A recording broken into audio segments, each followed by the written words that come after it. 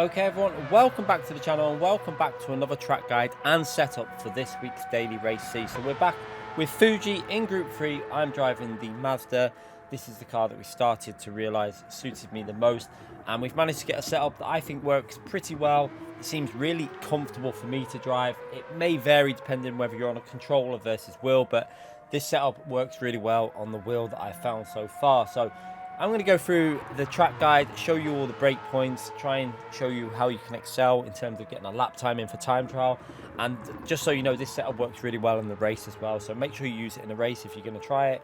And yeah, we'll go through the setup after we've done the track guide. So let's go into the track guide and try and help you get this lap in to help you start as far up in the grid this week. This week is super sweaty in terms of drivers that are racing. So getting that lap time in is going to be vital to getting your DR up this week. So going into turn 1, we are going to be looking for the 150 board on the left hand side. Now as you approach that, you can actually brake past the 150 board, so you can see the 150 board there.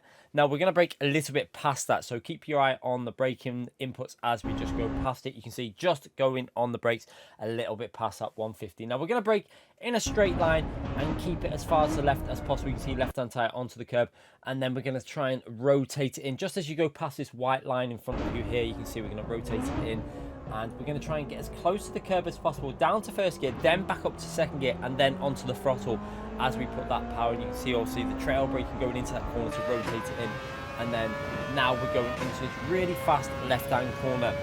What you need to do here is get your right hand tire as we go past the 100 board. You're braking just past that 100 board, and your right hand tire needs to go onto this curb on the right. You can see the ghost in front of me, using the full width of the track. That will help you rotate it in, and that will help you get your left hand tire onto this green AstroTurf on the left. Now you can see you're going to get back onto the throttle just as you come through here, and you're going to use as much of the track on the full width as possible. Now what you need to make sure you do is get your left hand tire back onto the track before the end of this curb. So you need to get the left hand tire onto the white line before that end there. If you don't, you will pick up a penalty. Now all the way through here, we're going to be trying to keep it as tight as possible. A little bit of braking inputs going in just to try and put a bit of weight transfer to the front tires, to transfer that weight and to keep it as tight as possible through here. So you can see gradually putting that throttle in, trying to keep the car to the right hand side. And now we know the grip's there, we can go a bit more aggressive on the throttle. Now as we go past the 100 board, we're going to brake just before that little red sign on the right hand side, braking before that. Now down to third gear, then down to second gear, rotate it in, using that trail braking. Now I didn't get it up on that curb as much as I could have done, but yeah, you can use that curb quite aggressively, and then putting that throttle in, early upshift to third gear because I went a little bit tight through that line, so you might want to rev second gear out a little bit more than what I did there. Now we're going into the next braking zone, again using the Dunlop board above our head there, braking just past that Dunlop board. So again, as we come to the braking point, you're going to see we're going to go on the brakes just a fraction past that Dunlop board.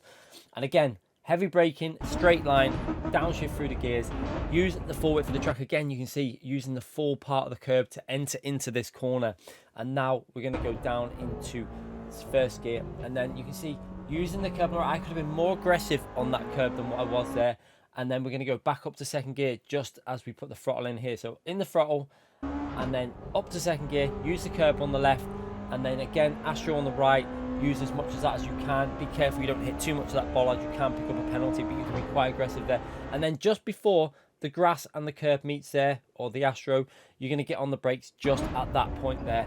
Now down to second gear, let the car rotate, and then back up to third gear as you put the throttle in, and accelerate through the corner to try and help the rotation. Now be careful you don't use the Astro on the left there, it can upset the car. Try and keep it on the curb, and you're going to brake just at the end of this curb. So you can see just as we come to the end of the curb, onto the brakes, and now we want to try and keep this car kind of in the middle of the track. We don't want to go too far wide, but we don't want to keep it too narrow. So you can see trying to keep it towards the middle of the track, down to first gear for more rotation, then back up to second gear, clip the curb on the left, and again use as much of the track. You can see I can actually use more. Look at the ghost in front of us using more track than what I did. I thought that would get a penalty, but clearly you can get away with it. But now into this corner, braking nice, and it's very hard to spot a reference for that corner. I tend to do it by the revs on the car, and then just try and make sure we brake early rather than late, and then get it nice and early into the curb, and then onto the throttle, trying to get a good exit. Use some of the Astro on the left here, you can get away with it. As long as your right hand tyre stays on the curb, you should be okay to not get a penalty. If it goes over the curb, that's when you'll get a penalty. So power your way all the way up to the finishing line. for a 1 minute 37.3, which is a reasonable lap. There's definitely potential to go another 2 tenths quicker than that, but that is the setup that I use. I found that having the roll bars 9.6 was really good, and completely bottom on the frequency really helped. I was using 3.1 and 3.20 I think on the back, but as soon as I loaded that, it felt a little bit more grippy and a little bit more safer for the race. So make sure you try that setup out in the race. It should help you out.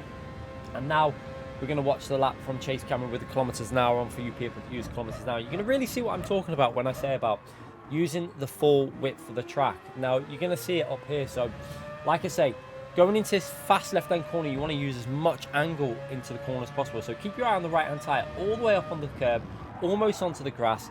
Helps with the rotation, and that really enables you to carry that few extra miles per hour through the corners.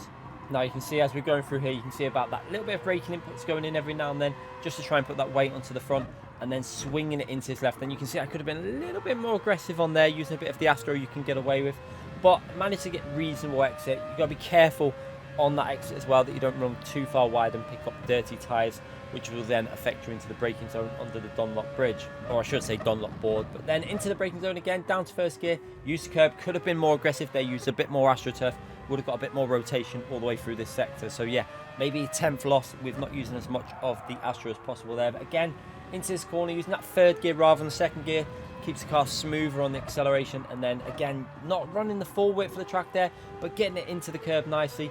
And again, using the curb on the exit. Could have been more aggressive with the exit there, because we saw what P1 did. And this final corner is really tricky. Like I say, I like to brake a little bit early and make sure that we don't run too far wide, and then try and get on that throttle nice and early onto the curb and power your way up to the finishing line. But yeah, I hope this helps you out. Make sure you subscribe if you haven't already done so. We're currently pushing for 60,000 subscribers, so everyone that subscribes is a massive help for me. And make sure you take down the setup and give it a try, and let me know in the comment section if you've tried this setup and if it helps you out. And obviously, it's not going to help out everyone, because some people's driving styles will not suit certain types of setup. So do remember that when you try a setup out.